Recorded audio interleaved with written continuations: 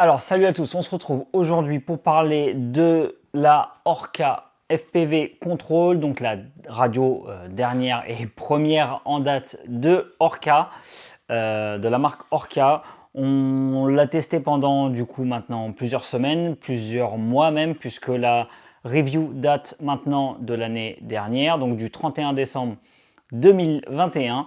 Ça fait donc maintenant 3 mois qu'on l'essaye. J'ai surtout volé donc des petits quads avec et je vais donc vous expliquer pourquoi j'ai pas volé de 5 pouces avec et surtout ce que j'en pense réellement au bout de 3 mois.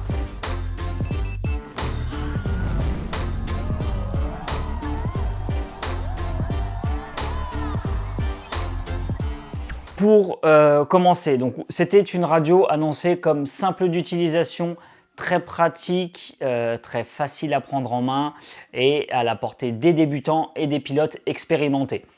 Moi, je ne trouve pas qu'elle soit à la portée des pilotes expérimentés. Pourquoi? Parce que tout simplement, elle a trop peu de réglages. Quand je dis trop peu de réglages, je parle surtout dans la partie configurateur qu'on verra vers la fin de cette vidéo. La partie configurateur ne nous permet pas de modifier la radio comme on l'entend. C'est-à-dire que vous pouvez remapper pour le moment les canaux, mais ça s'arrête là tout simplement parce qu'il n'y a toujours pas eu de mise à jour depuis décembre 2021. Voilà. Donc, trop simple d'utilisation. Pour moi, c'est une radio qui, au final, se range un petit peu dans la même catégorie que la Light Radio 3 de Beta FPV. Donc, une radio, au final, dite pour débutants, pour celui qui ne connaît encore rien du monde du FPV, qui a juste besoin d'une radiocommande pour utiliser son drone et qui souhaite avoir un truc quasiment clé en main. Donc, un packaging complètement clé en main avec un Uber Lite, un Ghost qui sera préalablement installé déjà sur un drone BNF qui aurait pu être acheté auparavant, ou alors tout simplement juste le Ghost à ajouter à son drone FPV. Voilà. Donc pour moi, c'est une radio qui est destinée uniquement aux débutants et non pas aux expérimentés, et je détaillerai ça dans la partie configurateur de cette vidéo. Après, on avait une radio qui était dite évolutive, tout simplement parce qu'elle a une baie externe, mais comme vous pouvez le voir, et je le rappelle encore, la baie externe en fait, elle a un format propre à la radio d'Orca. Donc pour le moment, et je pense que ce sera même pour toujours, le module compatible avec cette radio, c'est le module Ghost. Donc un module Ghost Uber Lite, spécialement design pour cette radio, et du coup ça fait que cette radio en fait elle n'est pas du tout évolutive parce qu'elle est uniquement compatible avec le protocole Ghost. Elle a été réfléchie pour être utilisée avec donc le protocole d'immersion RC, le protocole Ghost donc. Et pour le moment, on ne voit pas la couleur de quelconque module qui pourrait être créé, ni même un module 4 en 1 chinois ou autre chose qui pourrait venir s'adapter à cette radio. Et c'est bien dommage du coup. Pour moi, c'est un élément qui est rédhibitoire quand on achète une radio. C'est un point qui est très important et que je ne néglige jamais. C'est-à-dire que lorsque on vous recommande une radio, et on vous recommande obligatoirement sur la chaîne une radio évolutive pour vous éviter de faire des achats multiples. Voilà, donc la Light Radio de Beta FPV, elle a le mérite d'être en ELRS. ELRS, un protocole open source qui est plus facile d'accès que le Immersion RC Ghost au final. Enfin, plus facile d'accès, je dirais qu'il est plus facilement compatible avec d'autres machines vu que le LRS se démocratise beaucoup plus que le Ghost. Et d'ailleurs, c'est pas pour rien qu'on arrive à flasher le ELRS dans des modules Ghost en format full size. Voilà. Donc pour moi, la partie non évolutive au final de cette radio avec sa baie, on va dire propriétaire, eh bien c'est un gros point noir également. Voilà. Bon, pour la partie simpliste et évolutive, c'en est terminé. On va parler maintenant de l'ergonomie. Alors, l'ergonomie, moi j'ai volé, donc comme je vous ai dit en début de vidéo, principalement des petits quads. Des petits quads tout simplement parce que voilà, j'ai fait beaucoup de simulateurs avec. J'ai ensuite bindé ça à mon drone 2,5 pouces que j'ai à la maison. le Flywoo Baby. Donc pareil, je vous remets une fiche là si vous n'avez pas vu la présentation de Mathieu sur la chaîne à son sujet. Donc c'est un petit drone qui est au final très réactif, vu que je l'ai un peu déplumé. Je vous ferai un petit feedback d'ailleurs par la suite à son sujet. Je l'ai un peu déplumé et je vole plutôt violemment avec dans mon jardin. Voilà, donc j'ai pu me faire plaisir avec cette radio. Et pour moi, l'ergonomie, c'est vraiment un gros point positif de cette radio. C'est tout bon. En fait, c'est tout bon tout simplement parce que elle ira autant au pilote en pouce qu'au pilote en pince. Parce que, en fait, quand on est en vol, vous vous souvenez, je vous avais fait la remarque sur la Light Radio 3 de Beta FPV, comme quoi, à première vue, elle était intéressante en pince, sauf qu'en fait, quand on vole, et là, je vais me lever pour vous montrer, quand on vole et qu'on a la radio sur le ventre, en fait, on avait tendance à avoir les doigts trop sur l'avant de la radio. Et c'est pas du tout le cas avec la Orca FPV Control, tout simplement parce qu'elle est beaucoup plus large et surtout très profonde. En fait, ça nous permet d'avoir les mains bien reculées et du coup de pouvoir être bien en retrait et d'avoir, même en pince, donc d'avoir les doigts qui tombent en fait directement sur les inters. Et ça, ça c'est tout bénef en fait. C'est une ergonomie qui a été vraiment réfléchie. C'est pas juste un format gamepad qui a été posé comme ça en disant voilà, on vous a fait une radio pour tous les fans de radio au format gamepad. Là, ça a été vraiment réfléchi, je pense, parce que quand on est en pouce, vous voyez, j'ai mes mains qui viennent directement derrière les ergots de la radio. En fait, ouais, elle est aussi agréable en pouce et en pince et je trouve ça vraiment génial d'avoir une radio compatible pour tous les pilotes, en tout cas pour tous les types de vol. Voilà, donc l'ergonomie, c'est vraiment c'est vraiment ce qui ressort de mieux de cette radio pour moi et c'est ce qui fait que je pense on va encore la surveiller pendant de nombreux mois pour suivre les mises à jour parce que voilà, pour moi c'est un format réussi. Donc l'ergonomie, on a fait le tour. Le tour de cou, ça sert à rien que je vous en reparle, je pense. Je vous avais dit déjà dans la review qu'il était bien placé, qu'il était bien équilibré. La radio, une fois qu'elle est accrochée à votre tour de cou, elle viendra directement se déposer droite puisqu'elle est en fait équilibrée. Vous n'avez pas à reprendre votre radio en main, même avec les lunettes sur le nez. Vous arrivez à poser les mains sur la radio sans faire de mauvaises manips. Donc un tour de cou qui est plutôt bien, les gimbals qui tombent facilement sous les doigts, agréable au toucher, agréable à la prise en main surtout, c'est ça que je voulais dire. Et voilà, les inters qui sont forcément bien placés comme je vous ai dit. Voilà, donc l'ergonomie terminée, on va passer maintenant à la partie Bluetooth. Alors pour le Bluetooth, c'est encore une fois, je suis assez mitigé. Tout simplement parce que je trouve ça génial de pouvoir configurer à l'aide d'un smartphone à côté et de se dispenser d'un écran. Ok, c'est un côté moins encombrant et du coup ça permet de réduire la taille de la radio pour qu'elle puisse rentrer plus facilement dans le sac. À côté de ça, ça crée quelques problèmes. On nous vend une radio compatible pour forcément le simulateur sur smartphone, le simulateur sur PC en Bluetooth. Malheureusement, voilà, il y a une latence avec le Bluetooth, forcément, c'est inévitable. Donc, du coup, c'est pas aussi agréable que de voler en USB. Donc, du coup, je me sers pas du Bluetooth pour voler et je me dispense de cette fonctionnalité qui est au final à la base prévue pour être pratique et utilisée.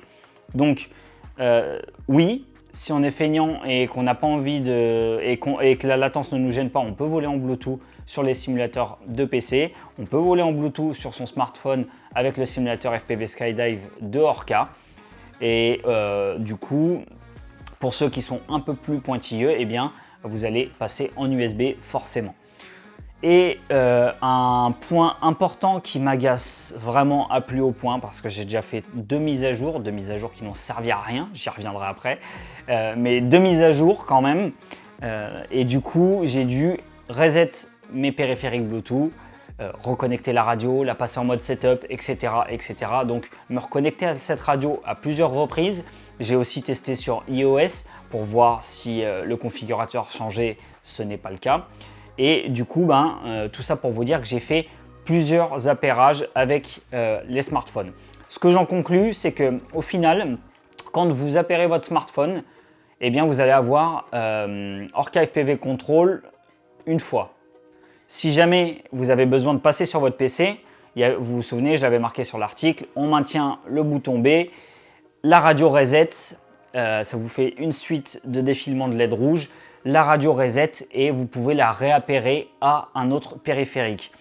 Et bien en fait, quand vous faites cette petite manipulation là, eh bien sur votre smartphone, pardon, il va y avoir un deuxième Orca FPV Control. C'est-à-dire que vous allez vous retrouver avec une deuxième radio en périphérique parce que vous en aurez déjà mémorisé un. Et à chaque fois, il faut aller supprimer le premier pour pas se mélanger les pédales parce que du coup, forcément, l'application Orca, elle pagaille un petit peu, elle tente de se connecter, et puis parfois vous n'avez pas cliqué sur le bon périphérique Orca, puisqu'ils ont tous le même nom au final.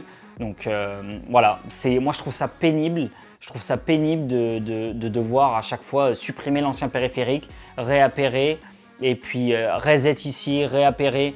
Pourquoi ils ne nous ont pas tout simplement fait une petite mémoire avec, je sais pas, 5, 10 périphériques comme on peut avoir sur quasiment tous les appareils Bluetooth maintenant. Vous prenez un casque, vous voyez, j'ai un casque audio Bluetooth, quand je l'appaire, j'ai jusqu'à 10 périphériques en mémoire. Là, c'est pas le cas et c'est chiant. Voilà. Donc, c'est toujours un périphérique à la fois. Il faut à chaque fois effacer le périphérique dans son smartphone pour pouvoir le reconnecter. C'est pareil sur PC. Je vous avoue que c'est un peu chiant et je trouve pas ça encore au point. Alors maintenant, on passe au configurateur. Le configurateur, je ne sais pas si vous vous souvenez, il y a 3 mois, je vous avais annoncé comme quoi Orca bossait sur de nouvelles mises à jour qui permettraient de configurer les fins de course et la zone morte au centre des sticks. Voilà. Sauf que là, ça fait 3 mois, il y a eu 2 mises à jour et on n'a toujours rien. Il y a eu une mise à jour corrective de bug, une mise à jour corrective de bug pour les périphériques Bluetooth sur iOS. Et au final, ça fait 3 mois et on n'a toujours pas les fonctionnalités qui sont vendues sur la vidéo de promotion de cette radio du site d'Orca. Je trouve ça mauvais de leur part parce qu'en fait, peut-être qu'ils auraient dû attendre 6 mois, sortir une version définitive de la radio avec un configurateur plus abouti et ça aurait évité que je sois agacé à ce sujet en tout cas.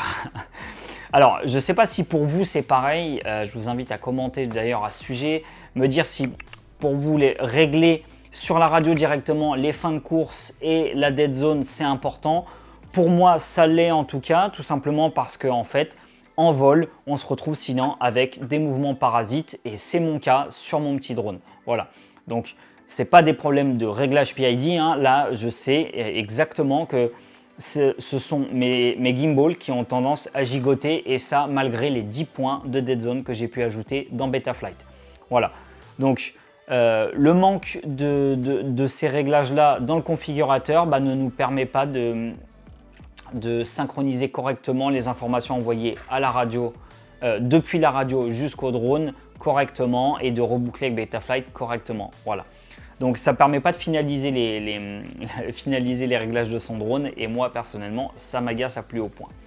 Voilà, donc j'espère qu'ils vont se bouger, j'espère qu'ils vont nous sortir une mise à jour très rapidement parce que 3 mois ça commence à être long, surtout pour ceux qui l'ont acheté dès sa sortie. Et d'ailleurs en parlant des sticks qui bougent beaucoup, je voudrais faire une petite parenthèse, je ne sais pas si vous vous souvenez pour ceux qui nous suivent depuis longtemps là, mais on avait parlé de la Tango 2 et du système de calibration des sticks qui était vraiment pénible, où il fallait vraiment faire une croix et non pas des grands cercles comme on avait pour habitude sur OpenTX avant. Il fallait faire une croix et même on recommandait de calibrer un gimbal par un gimbal pour ne pas avoir ce problème. Eh bien, ici on peut pas. Ici on peut pas et je regrette parce qu'en fait, j'ai essayé de calibrer une dizaine de fois, clairement, hein, sans exagérer, une dizaine de fois, sauf qu'à chaque fois, j'ai une gimbal qui a tendance à trembler. Je le fais bien sur une et j'arrive pas à le faire sur la deuxième en même temps. Donc même en le faisant à plusieurs reprises, j'ai essayé de corriger ces gimbals qui bougent au centre, hein, vu qu'on ne peut pas régler avec la dead zone et les endpoints. J'ai essayé de bricoler comme je pouvais avec le calibrage des sticks. Malheureusement, ça ne marche pas parce qu'on fait toujours les deux en même temps. Donc pareil, Orca, si vous m'entendez, ajouter la possibilité de calibrer une gimbal à la fois. Ça serait vraiment un gros confort. Dernier point avec le configurateur, on ne peut pas ajouter d'alarme. Moi, c'est un truc qui me tient à cœur. J'aime bien avoir des alarmes sur la télémétrie, des alarmes sur la consommation, au minimum ces deux alarmes-là, tout simplement parce que je ne regarde jamais mon OSD. Mais encore une fois, ça c'est une demande, on va dire, assez personnelle. Je ne sais pas, vous d'ailleurs, encore une fois, dites-le moi dans les commentaires si vous préférez l'OSD ou les alarmes. Moi, personnellement, je préfère me concentrer sur mon vol et écouter ce qui se passe autour de moi et notamment ce que me raconte ma radio. Voilà, donc pas d'alarme, un configurateur qui met du temps à se mettre à jour et une calibration des sticks qui est assez pénible. Voilà. Et parlant donc des gimbals, on va terminer là-dessus. Ce sont des gimbals à effet Hall qui ne sont pas réellement réglables et c'est dommage. Pourquoi? Parce qu'en fait, ici vous voyez, on a un accès et ici on a un accès et en fait, ces deux accès-là vous permettent de régler uniquement la tension sur les axes throttle et sur l'axe pitch. Voilà. Donc, vous pouvez durcir vos gimbals sur le throttle et sur le pitch, mais pas sur le reste. Il faut qu'on m'explique à quoi ça sert d'avoir une gimbal qui est hyper dure sur un axe et hyper souple sur l'autre. Je ne comprends pas le principe en fait. Je ne sais pas où ils ont voulu en venir là, Orca. Ou alors ils se sont dit, bon, on va leur faire qu'un seul réglage, ils seront contents. Déjà, ce sera déjà pas mal. Moi, j'aurais préféré qu'on ait à démonter la radio et qu'on puisse faire ces réglages-là plutôt que de nous foutre deux trous et qu'on n'ait que la moitié des réglages. Voilà. Donc, c'est pareil, dites-le moi dans les commentaires. Si vous pensez que régler la tension, ça ne sert à rien. C'est votre avis, mais j'aimerais bien le savoir quand même. Moi, en tout cas, j'aime bien avoir des gimbals assez souples, pas de résistance. Et là, malheureusement, les gimbals d'origine et qui ne sont pas réglables sont résistantes et j'ai un peu de mal à trouver un feeling qui me plaît. Voilà. Les gimbals aussi, on avait des embouts de stick qui étaient vachement hauts. Je ne sais pas si vous voyez bien, mais là, j'ai rajouté un écrou au-dessous, tout simplement pour les rehausser. Pourquoi? Parce que ces embouts de stick là, ils sont sympas. Ils ont un revêtement un petit peu en caoutchouc sur le dessus. C'est cool. Mais par contre, à côté de ça, on ne peut pas les desserrer ou les serrer pour régler la hauteur. Et ça, c'est pareil. C'est encore une fois une histoire très personnelle. Mais quand on a une radio, on aime bien régler ses sticks. On aime bien pouvoir la prendre en main comme on veut. Voilà, le but c'est d'avoir une radio compatible pour tout le monde et pas seulement pour les pilotes pouces qui sont comme ça, où toutes les radios sont pensées pour eux. Non, c'est pas vrai ce que je dis. Les grosses radios sont pensées pour les pinchers à la base. Mais bon, voilà. Donc c'est bien d'avoir une radio compatible pour tout le monde et surtout de permettre aux gens de la régler. Voilà, Orca, sortez vite vos embouts de stick réglables, ça serait sympa. Alors, conclusion, si je devais recommander cette radio, c'est simple, je vais vous parler des points positifs et négatifs et je vais vous laisser juger. Pour moi, c'est une ergonomie parfaite pour les pilotes en pouce et les pilotes en pince. C'est une radio qui n'est pas si encombrante, on doit quand même l'avouer, elle est bien finie, elle est plutôt jolie, même si au final les goûts et les couleurs c'est propre à chacun. On a un USB qui est super bien placé sur le dessus, des inters qui sont bien foutus, qui tombent bien en main, même en vol. On a des gimbals qui sont à effet Hall, on a des embouts de stick quali, pas réglables en revanche, mais ils ont au moins le mérite d'être de bonne qualité et une autonomie de batterie qui est suffisante en tout cas pour voler à puissance maximale avec le Uberlight. Voilà, donc l'ergonomie c'est un très bon point, il n'y a pas de débat là-dessus. Par contre le côté évolutif, pour moi c'est un loupé. Alors c'est un loupé, comme je vous ai dit, ne pouvoir voler qu'en Ghost, moi ça me saoule, j'ai aucun de mes quads qui est en Ghost, ça sera en Crossfire à la limite. J'aurais tendance à dire désolé pour Immersion RC, mais le Crossfire c'est plus démocratisé que la version Ghost, que le protocole Ghost de Immersion RC. Donc voler que en Crossfire me dérange moins que de voler que en Ghost. même si Ghost doit avoir de très bonnes choses, hein. D'ailleurs, on va étudier ce système de communication sur la chaîne et on reviendra vous faire des vidéos par la suite à son sujet. Voilà. Donc, on a aussi des mises à jour qui sont très lentes. 2 mises à jour, 3 mois. Ok, il y a eu les fêtes, mais c'était 2 mises à jour de bugs, de correctifs de bugs mineurs. Je trouve ça vraiment léger, surtout quand on voit que par exemple TBS sort d'énormes mises à jour à la volée en permanence, même sur des anciens produits. J'arrive pas à comprendre comment on peut sortir une radio, vouloir se placer dans la cour des grands parce que c'est clairement ce qu'ils ont annoncé et ne pas assurer sur les mises à jour derrière. Je trouve ça vraiment dommage et pour moi c'est une erreur de leur part. Donc on a une radio qui au final est faite que pour les débutants. Pour moi, ce n'est pas une radio destinée aux pilotes expérimentés. Le manque de réglage dans le configurateur encore aujourd'hui fait que du coup ça ne concernera que les débutants et du coup moi pour vous débutants je vous le dirais, n'achetez pas la Orca, parce que elle n'est pas évolutive, parce que plus tard quand vous allez vouloir vous pencher sur le réglage des gimbals avec notamment les fins de course, la dead zone et peut-être même bidouiller un peu des alarmes ou quoi que ce soit si vous avez envie d'avoir des alarmes, eh bien il n'y a pas d'OpenTX. Il y a un configurateur qui est vraiment minimal en fait. Donc du coup, vous allez mettre 90 € dans une radio, enfin 110 avec le module Ghost. Vous allez mettre 110 € dans une radio que vous allez devoir changer. Voilà, donc c'est beaucoup d'argent, 110 €. On a déjà de très bonnes radios qui se placent sur cette gamme de prix. Je pense notamment à la Tango 2. Qui est un peu plus cher, mais qui au final, elle, vaut le coup. Voilà. J'aurais tendance à dire la T-Lite, mais la T-Lite, voilà, elle n'existe plus trop, à moins de la choper d'occasion. On a des radios de chez FR Sky qui sont aussi très bonnes pour une centaine d'euros. Donc voilà. Honnêtement, pour moi, Orca, si vous ne vous réveillez pas très rapidement, ça va faire un bide un peu comme vos lunettes. Voilà. Bon. C'en est tout pour moi. N'hésitez pas à commenter, argumenter, contredire ce que j'ai dit dans cette vidéo dans les commentaires. On y répondra rapidement et on continuera à débattre dans les commentaires. Je vous remercie d'avoir visionné jusque-là et je vous dis à bientôt sur la chaîne. C'était QNK pour WeAreFPV.